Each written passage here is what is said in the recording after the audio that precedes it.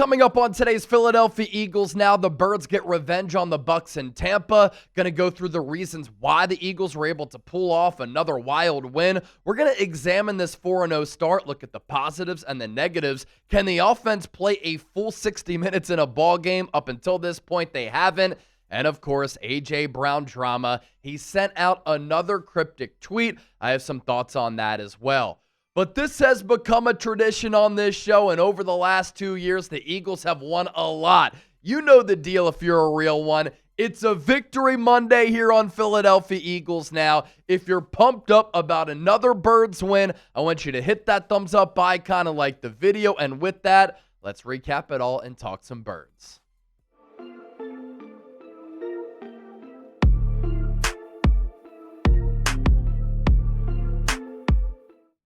All right, here we go. Welcome into Philadelphia Eagles now. My name is Chase Sr. Hope y'all had a fantastic weekend and your weeks are off to a phenomenal start. No matter where you are, how you're tuned in. As always, I appreciate you for making today's show a part of your day.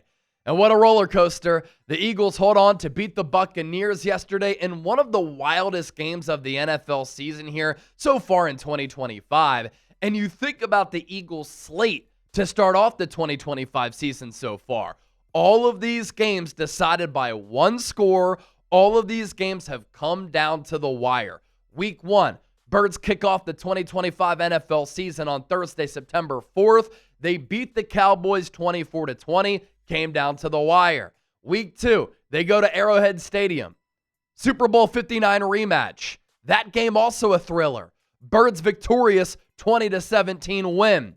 Then the Eagles score 26 unanswered points in Week 3 to come back and stun the Los Angeles Rams at home. A walk-off Jordan Davis blocked field goal that he returns for a big boy touchdown. And then yesterday, the Eagles were so dominant and nearly flawless in that first half. Then the momentum flipped. The game got away from them. But the Eagles refused to crack. They refused to fall apart at the seams. And somehow they just dig down deep with the real field temperature over 100 degrees all throughout the game, and they end up beating the Buccaneers 31-25, and they hung on by a thread. And now, as we look ahead to Week 5, and as we wrap up Week 4 with 2 Monday Night Football games tonight, neither of which that great, there are only 2 unbeaten teams left in the NFL. Eagles 4-0, Bills 4-0, both bona fide Super Bowl contenders. And in the NFC East specifically, the Eagles have worked themselves to a point where they have some breathing room. They have some wiggle room. A 2-game lead in the win column over the Commanders. So Philadelphia, of course, 4-0 as noted. The Commanders lost yesterday on the road to the Atlanta Falcons. Marcus Mariota did start there, but Washington, a pretty banged-up team with Jaden Daniels, Terry McLaurin, plus they're older. Commanders an even 2-2. The Cowboys in just a wild game on Sunday Night Football, tied with the Green Bay Packers. So Dallas 1-2-1. Micah Parsons made his return to Jerry World. It was a very entertaining game, but an NFL game should never end in a tie. Everybody leaves unsatisfied. How do you feel? You don't have the happiness of a win. You don't have the depression of a loss. It's like, okay, we tied. I think that the NFL should go with some college rules. There shouldn't be ties at the NFL level. You put too much effort in for a game to not be decided by a win or a loss. And then the Giants yesterday, first career start for Jackson Dart. You look at the box score, he didn't blow it up as far as his passing numbers, but he ran it well. Cam Scatterbu ran it well. And for the Giants to beat an undefeated Chargers team, impressive win at home for them to get on the board. And now New York 1-3. And I know that the Eagles' wins haven't been sexy, but the Eagles have beaten 3 teams that are expected to be playoff teams. That is not easy to do. And with the way that Dallas played against Green Bay, a team that 2 weeks ago people were telling me was a Super Bowl contender, a team that people were telling me could go undefeated by some of their own players, Dallas played pretty well in that game. And I know Dallas lost ugly last week in Week 3 to the Chicago Bears, but I look at that Cowboys win, quality win. You beat the Chiefs, quality dub. You beat the Rams, one of the top teams in the NFL. You beat the Buccaneers, they are a threat in the NFC. And to go a perfect 4-0 with a very difficult start to the schedule, anybody would have taken it. A lot of fans probably had the Eagles at 3-1, maybe 2-2. 4-0 the first month, hell yeah. And what I liked about this win for the Eagles, don't worry, I'm going to go through what I didn't like. Special teams continues to play awesome football. Michael Clay's unit has been one of the best units in all of football. And when you play complementary football in all three phases, it gives you an opportunity to win each and every week. So you block the punt to start the game. Cam Latu, who was just added to the active roster a few days ago, has been playing some fullback, a bust of a third-round pick for San Francisco. Eagles have a role for him, and he makes an impact on special teams. Sidney Brown scoops and scores it 30 yards to the crib. I really like the offensive creativity in the first half as well. And that led to Jalen Hurts looking like an MVP candidate, just like he looked like an MVP candidate in the second half against the Rams. He was awesome. He completed the highest percentage of passes that he has in a first half or in a half in his career at 92+%. He was 15 of 16 before recess. And how about going quads right with the underhanded pitch to Dallas Goedert? And then the intricacies on the play design with the shovel pass to Goedert for his second touchdown. Hurts able to layer some balls downfield. He was making plays with his legs. How entertaining was it to see him burn Vita Vea in a foot race? You'll take Jalen Hurts in that race all the time, right? And so I really liked what Kevin Patullo did play calling and play design-wise against an elite defense in the first two quarters of the game. Dallas Goedert, such an X factor with his ability to get involved in the red zone, making plays downfield like he did against the Rams, his ability as a blocker, picking up yards after the catch, just another really valuable weapon. And the Eagles defense against a very good Buccaneers offense led by Baker, who's been a top 10 quarterback the last 2 years. They surrendered 6 points in the first half. 3 of them came on a 65-yarder at the expiration of the second quarter, the longest outdoor field goal in the history of the NFL. How about the play of Quinyon Mitchell yesterday? Otherworldly. Now, last year, he played at a Pro Bowl type of level as a rookie, and you'll take that, right? But yesterday, he looked like a Defensive Player of the Year candidate. Like Patrick Surtain last year won DPOI at the cornerback spot. Quinyon Mitchell looked like that yesterday in tough environment, right? When the real field temperature is over 100 degrees, he was playing lockdown ball. He had 4 pass breakups through the first 3 quarters of the game, sticky coverage, traveling with wide receivers. He was so good, and he looked like the first-team All-Pro. Jihaad Campbell, such a dog. I know he got beat on that long touchdown, couldn't really keep track of the back along that sideline, but he forces the fumble, which led to the tush-push trickery touchdown, and then he had the red zone interception of Baker Mayfield. Obviously, rookies are going to have some lumps and bruises along the way. They're going to make some mistakes, but Jihaad Campbell is looking like at some point he can be an all-pro player. And Zach Bond said something after the game I thought was interesting. He said, me as a rookie, if I gave up a 70-plus yard touchdown like that, I would be playing the rest of the game nervous. Campbell didn't do that. He's built different. The defense was definitely shaky. They gave up touchdowns of 72 and 77 yards, but they were on the field a lot, and they played a lot of snaps. They were exhausted. They still found a way to close the game in weather conditions that the Eagles just aren't used to, and the Buccaneers are used to that. And this Buccaneers offense, they were relentless, right? They did not give up. They kept their pedal to the floor, and even when the Eagles built a couple of huge leads, they didn't stop. But nor did this Eagles defense. And that's a credit to the mental makeup of Vic Fangio's unit. I mentioned it earlier, the tush-push trickery. The Buccaneers have done probably the best job of any team in the NFL at stopping the tush-push. So what do the Eagles do? They run a trick play off of it where Saquon gets a handoff on kind of an end-around look, not a defender within 10 yards. Awesome. Now teams have to plan against that. And we've seen the Eagles do this before. We've seen the Eagles take shots downfield off the tush-push look. It just keeps the defense on its heels, and that's another reason why I don't think this play should be banned. People try to say it's not creative. Looked pretty damn creative yesterday. The mental toughness in tough conditions for this Eagles team, for them to go 4-0 to start the year against some high-level teams, going up against some elite quarterbacks across the NFL, and to deal with adversity during these games, but to still be undefeated, championship makeup, championship gall. What I did not like, Jalen Hurts did not complete a pass in the second half.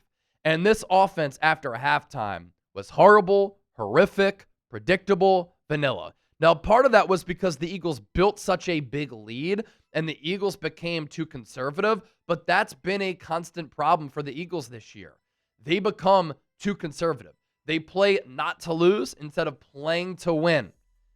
And in the first half, they were aggressive. Second half against the Rams, they were aggressive. That's the offense that I want to see more consistently.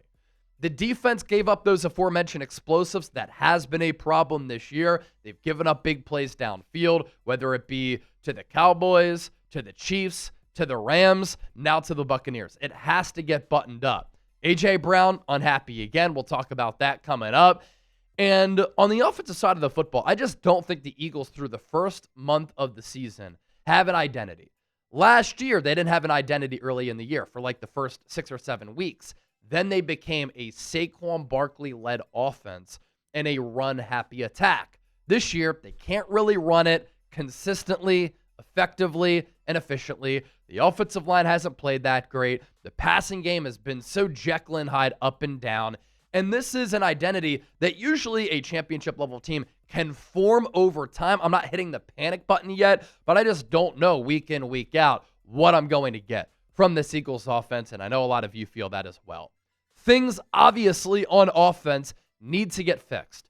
With the way that the Eagles are playing on offense, it's not sustainable. They can't win a Super Bowl this way. And Kevin Patullo has had some good moments. Second half against the Rams when the Eagles were humming. First half against the Buccaneers when we saw some creativity. But when you can't put together a full 4 quarters for any game to start the year, that is not a sustainable way to play championship level football. The Eagles are the first team in NFL history to start 4-0 despite averaging 4.2 yards per play or worse and averaging less than 260 yards of offense per game. There's just too much talent on this offense at the skill positions, at quarterback, along the offensive line for the Eagles to be this Jekyll and Hyde, for the offensive performances to be a roller coaster like we've seen. And this Eagles offense so far, when they're bad, they are really bad. When they're clicking, they look awesome. And if they can become a team that becomes more consistent, they're going to be scary for opposing defenses and one of the most electric offenses in the NFL. But there's no sign of that happening because the Eagles haven't been able to do that consistently to start the year. And the frustrations are certainly valid from Eagles fans out there. This is not an offensive formula to win a Super Bowl. You have to have some type of identity. You have to have some consistency. But there is time to figure it out, and there is talent to figure it out. As for A.J. Brown, I talked about this a little bit last night, but I just hopped on a mic in front of a camera in the studio here just to talk Eagles late night, and I appreciate everybody who watched that show. Over 20,000 views by the time I woke up this morning. But A.J. Brown, after that Eagles win, sent out a cryptic tweet, and he hinted at frustrations with this Eagles offense. And it's easy to see where he's coming from. In case you didn't see that tweet, prior to this tweet on your screen, he had tweeted out, "I love you all." And then he posted a photo of this quote. And it reads as such, quote, "If you're not welcomed, not listened to, quietly withdraw. Don't make a scene. Shrug your shoulders and be on your way." What does that mean? Does A.J. Brown want out? Is this a shot at Kevin Patullo? Is this a shot at Nick Sirianni? Is he taking a shot at his quarterback? I don't think it's the latter. I just think that A.J. is frustrated. And obviously after the Rams game, he had made his voice loud and clear and his opinions loud and clear that we have to be more aggressive on the offensive side of the ball. And then what did we see against Tampa Bay? Awesome first half, but he wasn't involved. And then in the second half, Jalen Hurts was trying to link up with him, but the routes were predictable. The offensive scheme was vanilla. And again, that too has been a constant problem all year. And you see why A.J. Brown is frustrated. We're talking about a top 3 wide receiver in the game. His first 3 years with the Eagles, he's gone over 1,000 yards in every year. He's been an all-pro every season since that 2022 draft night trade. He wants to feel as though he's making a difference. And this year, he hasn't really made a difference to the point where he feels as though he has a role in this 4-0 start.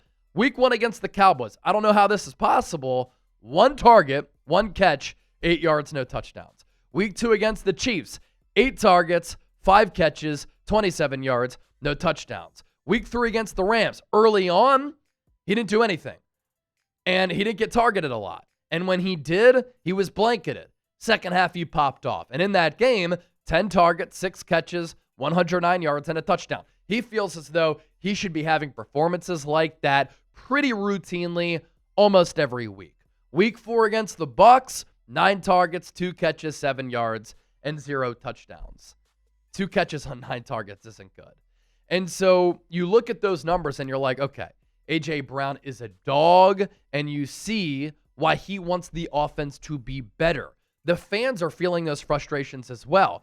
A.J. has high expectations for himself and the team.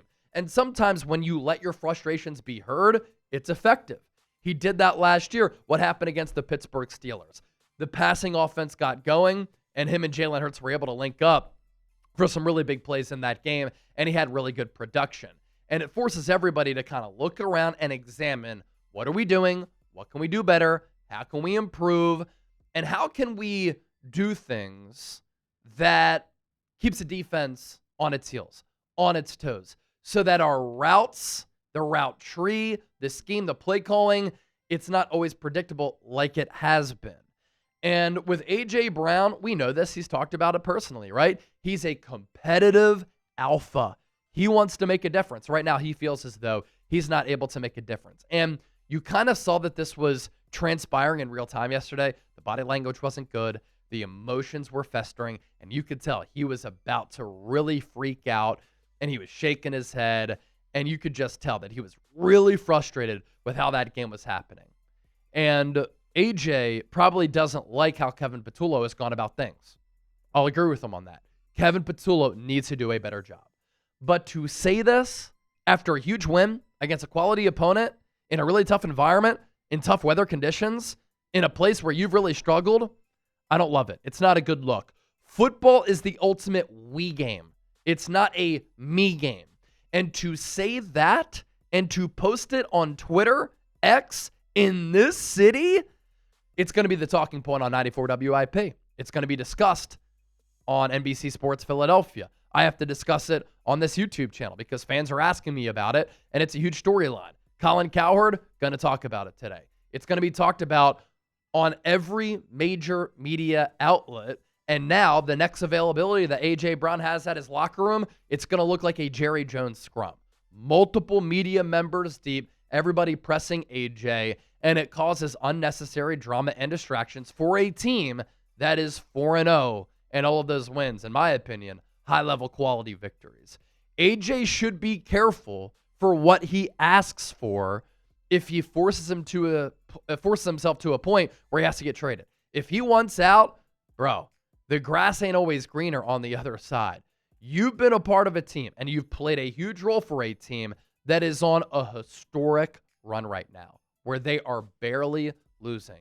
In games where Jalen Hurts has started and finished, the Eagles are unbeatable. It's been a calendar year since Jalen Hurts has lost a game when he started and finished a ball game. In games where Jalen Hurts, A.J. Brown, Devontae Smith, and Saquon Barkley have started and finished, ladies and gentlemen, the Eagles are undefeated as a team. So while A.J. wants to put up better numbers, he wants to be more involved, bro, you want to go to another situation where you're not winning, which leads to even more unhappiness? You got to be careful about this type of stuff. And the Eagles must tread lightly as well with what Nick Sirianni says in the public eye, what Jalen Hurts says in the public eye, because A.J. Brown is so valuable to the offensive operation. And with him on the field, the Eagles' win-loss record and points per game a lot different compared to when he is off the field. And so this is a delicate situation. I wish A.J. Brown wouldn't have said something like this after a win. Sometimes there can be positives from it, right? Because now Kevin Patullo, Nick Sirianni, Jalen Hurts, A.J. Brown, this entire offensive unit, they have to try to find solutions to the problems that the Eagles have had. But it can also have some negative ramifications. I do like the Jalen Hurts wisdom that he passed along after the game. It's a challenge to not settle for good. How can we be greater than we are? We play this game to win. We also take great pride in improving. The Eagles have to improve, but as Nick Sirianni also said after the game, don't take this 4-0 start for granted.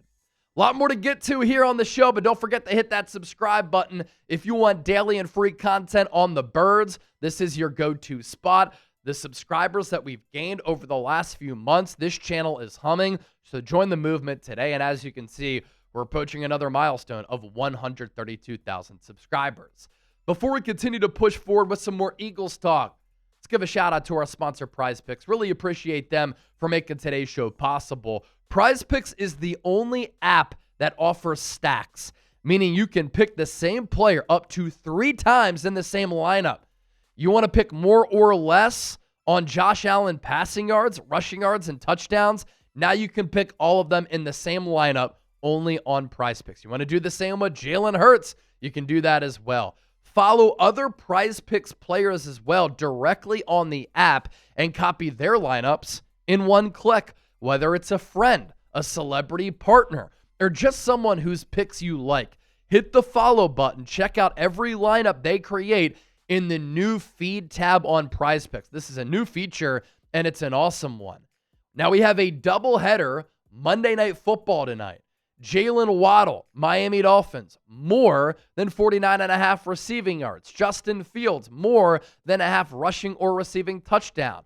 That's Dolphins, Jets. And then there's Denver, Cincinnati. J.K. Dobbins, more than 65.5 rushing yards. Jake Browning, less than 217.5 passing yards. There you go. New users, here you go. Download the Prize Picks app today. Use the code CLNS to get $50 in lineups after you play your first $5 lineup. That's code CLNS to get $50 in lineups after you play your first $5 lineup. Prize Picks, it's good to be right.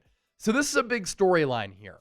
With what we're seeing to start the Eagles 2025 season, is this a repeat of the 2023 campaign, where the Eagles got off to that great start, then to end the season, they lost 6 of their final 7 games, and they got blown out in the wild card round on the road against the Tampa Bay Buccaneers. And on the offensive side of the football specifically, given the Brian Johnson PTSD, fans fear that 2025 is going to be a repeat with what happened a couple of years ago, and that this Eagles team and offense is going in the same direction. It is definitely dangerous to play the way that the Eagles are playing on the offensive side of the ball. Up until this point, yes, they're 4-0, but on offense, they have not put together a full game. They have not put together a full 4 quarters, a full 60 minutes. They've played good for stretches, a quarter, 2 quarters, a half, but then if they play well in one half, they play awful in another half. Rams, first half, couldn't do anything. Second half, came alive. Buccaneers, first half, they were on fire. Second half, Jalen Hurts did not complete a pass. He was 0 for 7 after recess. And this just isn't a sustainable way to play and win a championship, especially when you have this much talent on offense. It's also really hard to keep winning wild and close games. At some point, that close game luck, that close game clutch gene, late game execution is going to run out. The Chiefs were incredible in close games last year. And then in the Super Bowl, they get blown out. To start the year, they lose a close game week 1 against the Chargers, a close game in week 2 against the Philadelphia Eagles. And we saw in 2023 with this Eagles team, they won a lot of wild and wonky games to start the year. Then at the end of the year, they got exposed and they fell flat on their face and they fell apart at the seams. Now, I will say this. The 2025 Eagles and the 2023 Eagles are much different, really all across the board. Coaching staff, roster. What we learned in 2023, the Eagles won games, but were flawed. And a lot of people ignored the Eagles' weaknesses because of the record when they got off to that 10-1 start. But what happened in 2023? The Eagles' weaknesses were exposed late in the year, starting with that Niners blowout, and then they fell apart. They collapsed. It was ugly. They lost 6 of 7 games. to end the year. And in 2024, what we learned about the Eagles when they didn't collapse, when they peaked late and won the Super Bowl, was that the Eagles team in September, this time last year, was not the same team. Identity, execution-wise, flow, rhythm that we saw in December, January, and February. And especially in a game like football, you never want to peak early. You always want to peak late. And really, that's the case all across professional sports. That you want to peak and get hot late in the year with the playoffs on the horizon so that you have your confidence, you have your rhythm, you have your flow. So when the postseason comes around, you know who you are and you're feeling good about yourselves playing your best ball when the games matter the most. But what we also learned in 2024 is something that I think is translatable to this year with high-level coaching, high-level talent. When you make adjustments in season and you find an identity, you can become a special team. The Eagles did that last year. I think that they can do that here in 2025. And there's a stark difference between this version of the Eagles and the 2023 Eagles. It's just the fact that the coaching staff is better and the roster is better. And when you compare this year's squad to the squad 2 years ago, there was no Saquon Barkley then. There was no Vic Fangio then. The Eagles hadn't won a Super Bowl then. They didn't have a championship identity then. And the defensive talent, not even close. I mean, the defensive coordinators for the Eagles that year, Sean Desai and Matt Patricia, they were horrible. The Eagles throughout that year started the likes of Nicholas Morrow, Zach Cunningham at linebacker, James Bradbury at corner, Kevin Byard, even though he had 2 picks yesterday for the Bears, he's kind of washed, Justin Evans, Terrell Edmonds, and Bradley Roby. Those types of players aren't starting for this defense in 2025. And this defense this year has a lot more firepower and a lot more youth juice and a lot more potential. Whereas that team was a lot older and just not as talented. And there's an opportunity here in the next 4 games for Philadelphia to really get rolling on offense and defense to put together performances for an entire 60-minute ball game. You play the Broncos at home, should be able to win.